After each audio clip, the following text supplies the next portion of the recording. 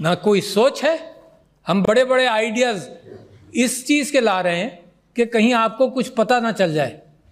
Twitter बंद कर देंगे हम, क्योंकि हमारे पास कोई सोल्यूशन इंटेलेक्चुअल नहीं है मुकाबला करने का। ये इसको इग्नोर करना बड़ा ख़तरनाक है। ये वो लावा है जो फटेगा। और ज़मींदारी, वडेराशाही, इस एतबार से दुनिया हमेशा से इसी कंट्रोल के तहत चली कि बादशाह के नीचे वो लोग थे जो कंट्रोल करते थे पॉपुलेशन को और रिसोर्सेज पर उनका कब्ज़ा होता था।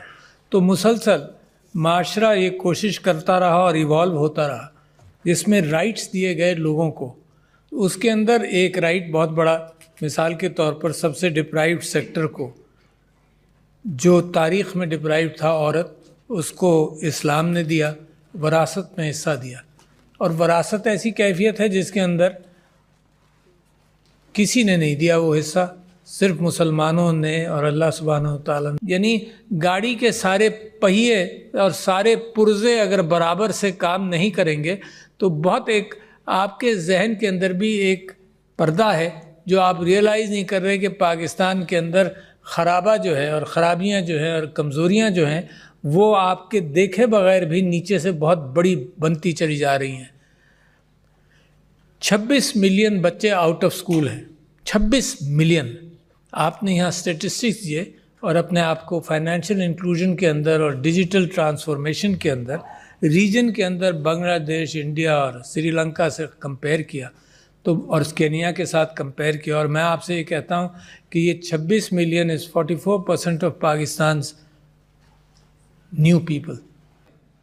आप एलिट हैं, आप मज़े में, आप पढ़ लिख गए, आपके लिए रास्ते खुलने शुरू हो गए। और जो आपने फाइनेंशियल इंक्लूजन की बात की है, तो इन बच्चों का क्या होगा? और मैं आपको बताऊं कि कितना बड़ा क्राइसिस है ये पाकिस्तान के अंदर। हम सियासत में लड़े चले जा रहे हैं, एक दूसरे का सर फोड़ रहे हैं विदाउट रियलाइजिंग कि कितना बड़ा क्राइसिस है पाकिस्तान में। मतलब होश में आना चाहिए ना। घर को आग लगाते जाओ, ये एहसास ना हो कि कितना नुकसान पहुंचा रहे। वो मैं बाद में आपसे बात करूंगा, मगर मैं अभी आपकी तवज्जो इस बात पर लाना चाहता हूं कि अगर इनको स्कूलों में डाला जाए, कि remember that you are the elite and I am repeating this over and over for the last 6 months to a year। अगर इनको स्कूलों में डाला जाए तो 55,000 या 50,000 स्कूल चाहिए। और आपको मालूम है कि पाकिस्तान बनने से आज तक पंजाब में कितने स्कूल बने? 50,000। आपको मालूम है आपके बजट रेस्ट्रेंट्स का क्या हाल है? Every province is spending 25 to 30% on education. क्या आप सोच सकते हैं कि इससे ज़्यादा वो खर्च कर सकते हैं? नहीं कर सकते। लिहाजा क्या करेंगे हम? ना कोई सोच है। हम बड़े बड़े आइडियाज़ इस चीज़ के ला रहे हैं कि कहीं आपको कुछ पता ना चल जाए। ट्विटर बंद कर देंगे हम, क्योंकि हमारे पास कोई सोल्यूशन इंटेलेक्चुअल नहीं है मुकाबला करने का। हम पुलिस वाला भेज देंगे उसके घर में जो ट्विटर के अंदर कोई गलत बात कर जाए, because you don't have an intellectual capacity to handle this. आप सब यहाँ इंटेलेक्चुअल कैपेसिटीज़ की बात कर रहे हैं, आप सब यहाँ फाइनेंशियल इंक्लूजन की बात कर रहे हैं। To include whom? With 26 million children out of school, include whom? किसके ऊपर आप भरोसा कर रहे हैं? ये इसको इग्नोर करना बड़ा ख़तरनाक है। ये वो लावा है जो फटेगा, और फटेगा जब आप इंक्लूजन नहीं करते।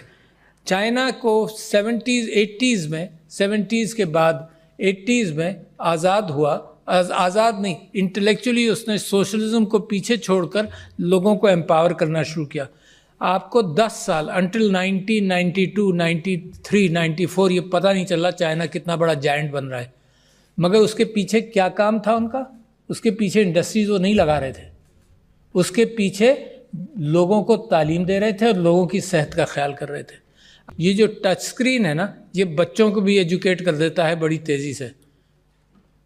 तो 22 लाख फ्रीलांसर्स हैं पाकिस्तान में, आपका कोई कंट्रीब्यूशन इसमें नहीं, बहुत लिमिटेड कंट्रीब्यूशन। कि India, not China, not any country of the world, सबसे ज़्यादा जो फाइनेंशियल ट्रांजैक्शंस हैं थ्रू द डिजिटल मीडियम वो इंडिया में होते हैं, by value and numbers, more then in China. Did you know that? तो मैं फोकस करना चाहता हूं दो चीज़ों पर। एक तो ये कि लैक ऑफ लीडरशिप। एक ये लैक ऑफ डिसीजन मेकिंग, जिस मुल्क को ज़रूरत है, जिस मुल्क को प्यास है, उसमें लोग रोड़े अटकाते रहें। The bureaucracy keeps things slow. I know that जिस चीज़ को मूव किया जाए वो मूव कम कर, कई साल लग जाते हैं पॉलिसी बनने में और मामला चलने में। तो लिहाजा लीडरशिप, मूवमेंट फास्ट, और एक लीडरशिप जो एनलाइटेंड हो। और एनलाइटेंड लीडरशिप कहाँ से आएगी? इम्पोज करके नहीं आएगी, तलाश से आएगी। मैं आपको मिसाल देता हूँ, जब तलाश किया जाए तो मिलती हैं चीज़ें।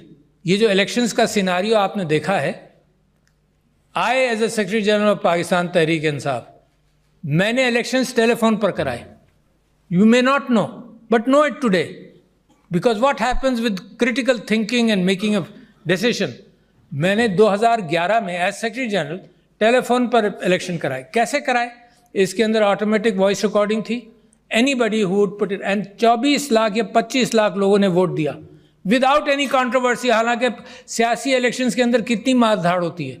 आई रियलाइज द फैक्ट कि हर जगह कैंडिडेट्स के रिप्रेजेंटेटिव्स बैठेंगे, उनमें लड़ाइयाँ होंगी, वकीलों को भेजेंगे, हर डिस्ट्रिक्ट के अंदर, हर काउंसिल के अंदर इलेक्शन कराना है। तो we picked up the phone, imagine that, and I am just, therefore I am the capacity of challenging कि what we were talking about was not picked up by the governments and all those institutions. यहाँ जब से मैं आया, देखो मुल्क crisis में क्यों जाता है? Because you don't make a decision which is necessary. क्या आया? हमने कहा कि यार ये तो बड़ा आसान सिस्टम है, टेक्नोलॉजी आ गई है, करो। तो ओवरसीज पाकिस्तानीज के लिए हमने कहा कि इसके थ्रू वोट होगा, सिक्योर कर लेंगे सब कुछ। लोकली हमने ये कहा कि ये मत करो, मगर इलेक्ट्रॉनिक वोटिंग मशीन कर दो। लोग घबराते हैं। क्या हुआ? बैलेट पेपर वहीं प्रिंट होगा। जब आप बटन दबाएंगे कि मैंने बल्ले को वोट दिया या तीर को दिया या किसी और को दिया, वोट प्रिंट होगा, आप देख लें, इसको लपेट कर बैलेट बॉक्स में डाल दें। मगर जो कैलकुलेटर है, simple calculator of the 50s and 60s, यार कोई बड़ी नई टेक्नोलॉजी भी नहीं है, वो काउंट रख लेगा। अच्छा ये काउंट है और वो काउंट है, उसको मैच कर लेना। अगर डिस्क्रेपेंसी है तो इवन आउट कर लो, कोई कानून पास कर लो कि डिस्क्रेपेंसी कैसे हैंडल होगी। वाईफाई से भी कनेक्ट नहीं करना, लोग कहेंगे कि तुमने जब गड़बड़ कर दी। It is there and here in the count. नहीं, vested interest didn't want that to happen. To see where your country is today. जब आप फाइनेंशियल इंक्लूजन की बात करते हैं तो पॉलिटिकल इंक्लूजन के बाद फाइनेंशियल इंक्लूजन कैसे होगा? Tell me, the answer to me. When you defy a mandate, how can there be peace in this country? आप समझते हैं टैलेंट ऐसे ही आ जाता है?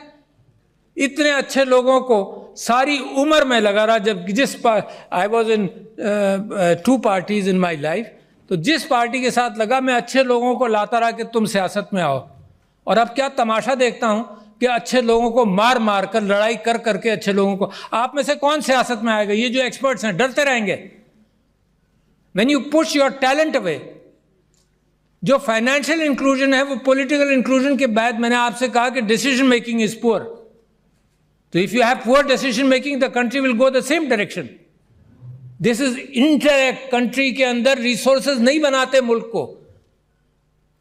मेरे भाई diplomat from Oman, good decision making. Singapore, Dubai, nothing in the ground.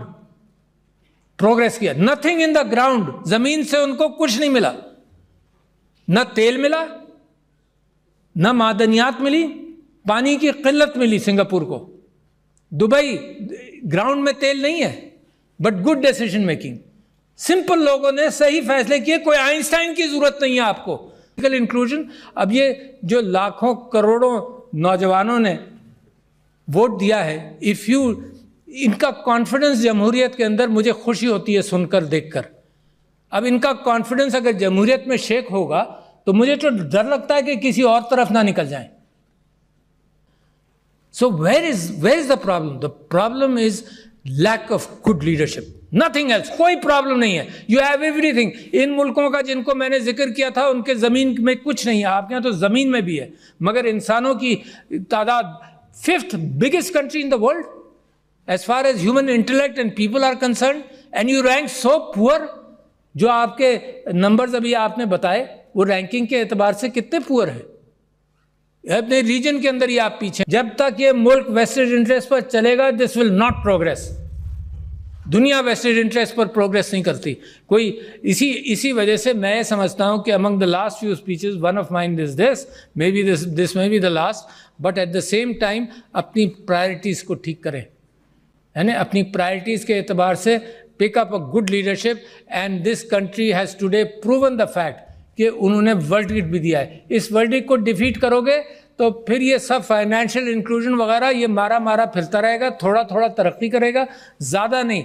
This country needs revolutionary अंदाज of thinking, fast अंदाज। 5-10 साल चाहिए सिर्फ कि अपने रिसोर्सेज को, इंटेलेक्चुअल रिसोर्सेज को पॉलिश कर लें, और उसके बाद तरक्की आपके पैर छुएगी, आपके पैरों में पड़ेगी। क्योंकि 5th biggest populace country in the world, उसका अगर मुकाम दुनिया के अंदर हर चीज़ के अंदर 140 से 150, पता नहीं हम क्यों खुश होते रहते हैं। मैं समझता हूँ इतना बेहतरीन मौका है पाकिस्तान के लिए टर्न अराउंड का कि आई बिलीव कि अल्लाह मियाँ रास्ते देता है, मगर मुसलसल रास्ते देता नहीं रहेगा शायद। मेरी दुआ है कि अल्लाह आपके लिए रास्ते फराहम करता रहे और आप उन रास्तों को पहचान लें। ये गुमराही से निकल कर, ये रास्ते गुम कर देते हैं ना, उसी को गुमराही कहते हैं। गुमराही से निकल कर सिरातुल मुस्तकीम को पकड़ लें, सिरातुल मुस्तकीम को पकड़ लें, तो इंशाअल्लाह nobody can stop you from becoming a great country, which is my dream and your dream. तो thank you ladies and gentleman, बहुत शुक्रिया।